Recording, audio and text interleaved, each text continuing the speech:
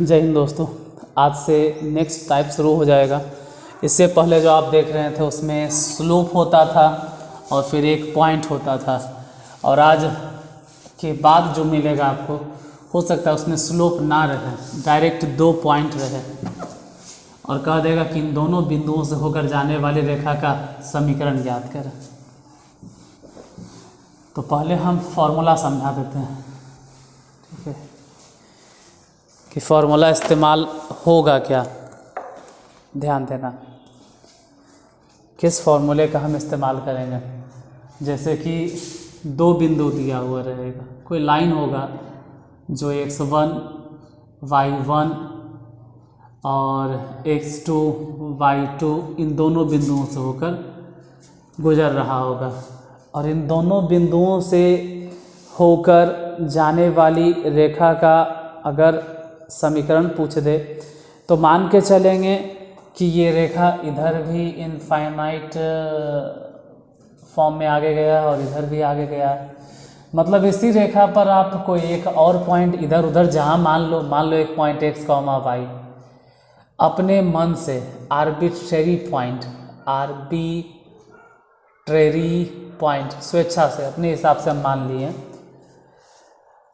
हम चाहते तो तिरछे भी ड्रॉ कर सकते थे, मतलब इसको नाम A दे दिए, इसको नाम B दे दिए, और ये जो माने हैं अपने मन से P माने हैं।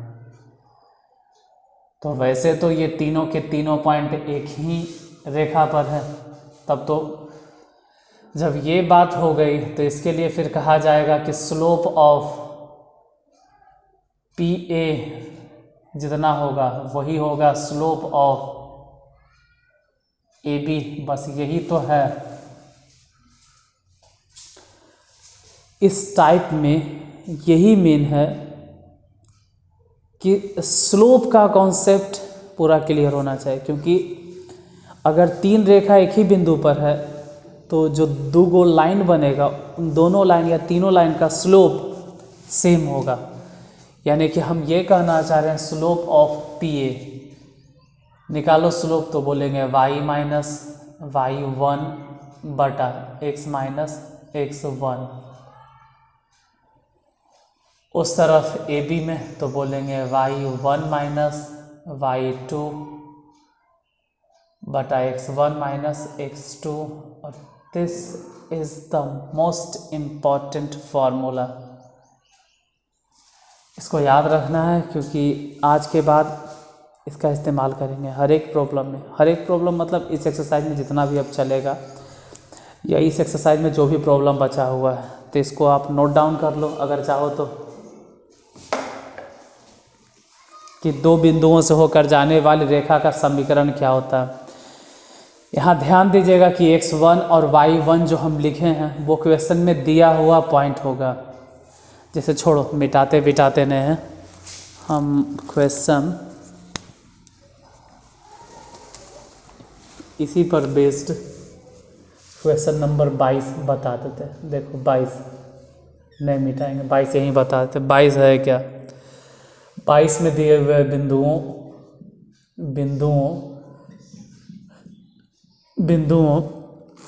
2,3 और 2,3 और 5,-2 से जाती हुई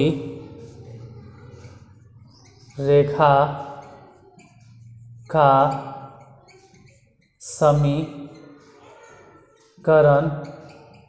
ज्ञात करें। Question number 22, question number 22। ध्यान देना, यहाँ पर वही कहा गया है कि 2 बिंदुओं से होकर जाने वाली रेखा का समीकरण ज्ञात करें।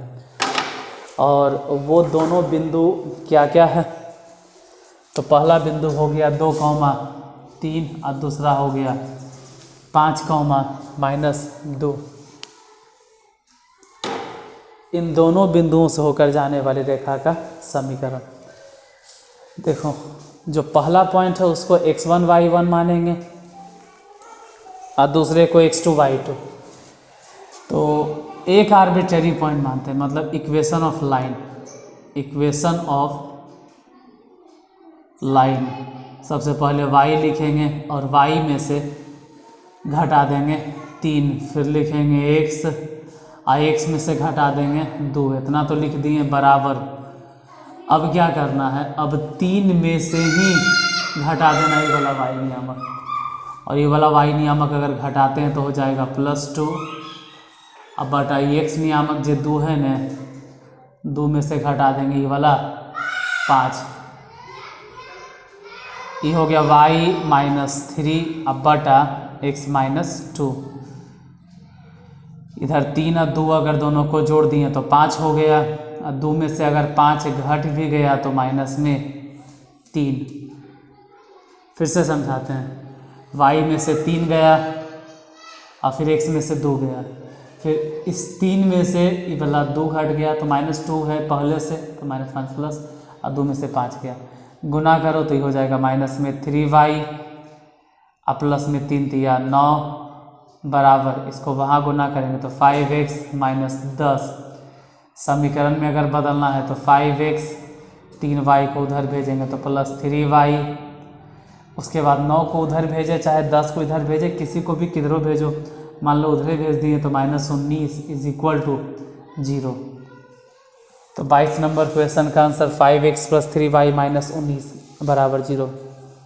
अब कई बार गलती हो जाता है, तो गलती नहीं हो इसके लिए काम करते हैं, आंसर हम चेक कर लेते हैं कि 22 में 5x + 3y - 19 = 0, यही आंसर है। तो 22 नंबर क्वेश्चन सॉल्व हुआ। अब रहा बात 23, तो 23 में 3 हिसाब है, उसके लिए फिर हम नेक्स्ट वीडियो में मिलते हैं कल। तब तक के लिए जय हिंद दोस्तों।